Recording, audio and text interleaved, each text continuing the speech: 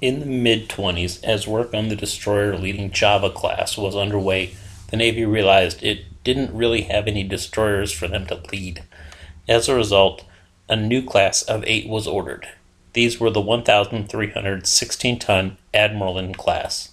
With no experience in building modern destroyers, they turned to the assumed global leader in destroyer construction, England. Shh! Don't tell anyone about the Fubukis. As a result, they were essentially indigenized versions of the experimental HMS Ambuscade and were pretty respectable for their time.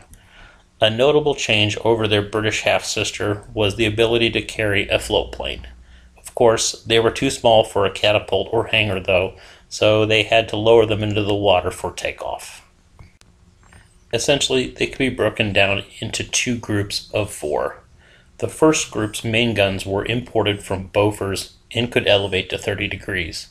They also had 2 3-inch anti-aircraft guns and were fitted for mine laying. The second group had domestically made guns that could elevate to 35 degrees. They only had 1 3-inch anti-aircraft gun but carried more medium anti-aircraft. They were fitted for mine sweeping. This alternating of mine sweeping and mine laying was standard British practice at the time and was a result of how effective mines had been in World War I. So how did they do? Not well. This was no doubt due to the twin problems of haphazard organization and the overpowering quality and quantity field against them. The Netherlands wanted their empire but just couldn't put the money into being serious about it. Evertson was started August 5, 1925, and was completed April 12, 1928. Kortenaar was started August 24, 1925, and was completed September 3, 1928. Piet Hein was started August 26, 1925, and was completed January 25, 1928.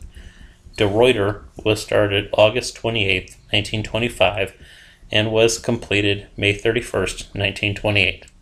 On October 1, 1934, she was renamed Van Ghent to free up the name for the cruiser. Van Galen was started May 28, 1927, and was completed October 22, 1929. Fiddy de Vith was started May 28, 1927, and was completed February 20, 1930. Bankert was started August 15, 1928, and was completed November 14, 1930. Van Ness was started August 15, 1928, and was completed May 12, 1931. Main armament was 4 120mm 50 caliber low-angle guns in 4 single mounts, all in the center line, 2 forward and 2 aft. Mounts 1 and 4 were open-backed, while the higher mounts 2 and 3 were completely open. Rate of fire was 10 rounds per minute with a muzzle velocity of 900 meters per second. The shells were 24 kilograms and used 1 powder bag.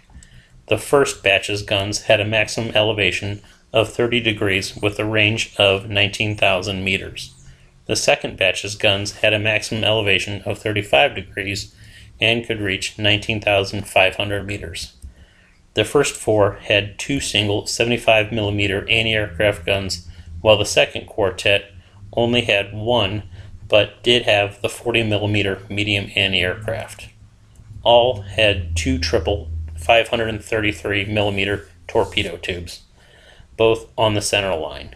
One mount was behind the rear funnel, the other was between the mainmast and the rear superstructure. The 533mm torpedoes they used was the 53-2.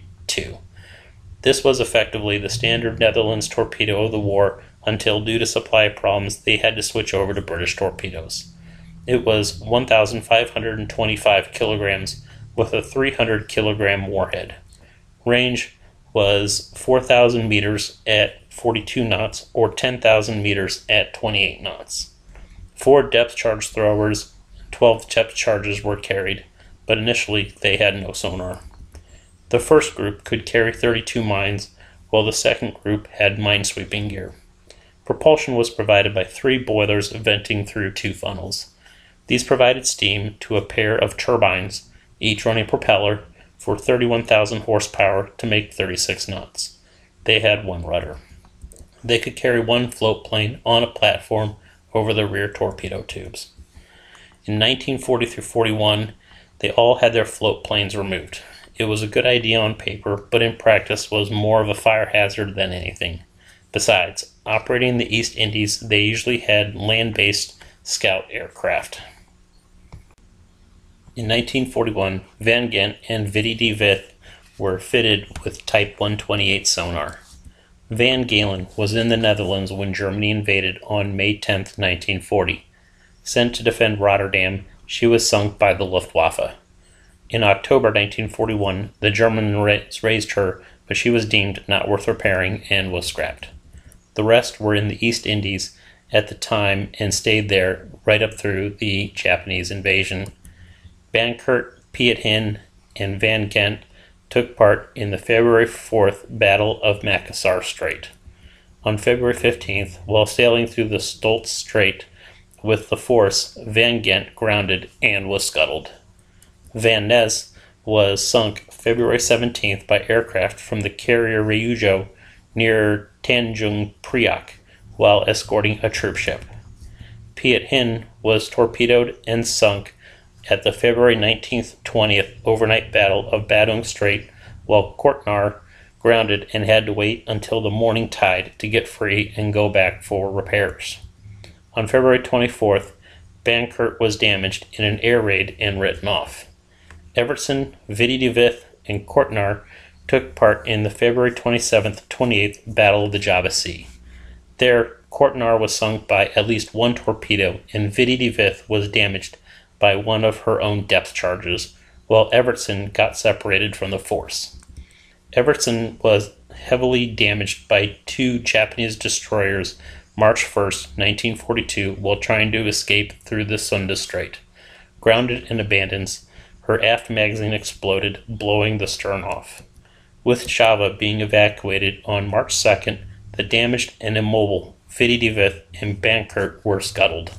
The Japanese salvaged Bankert, but never got her operational. Post-war, her hulk was returned and expended as a target ship.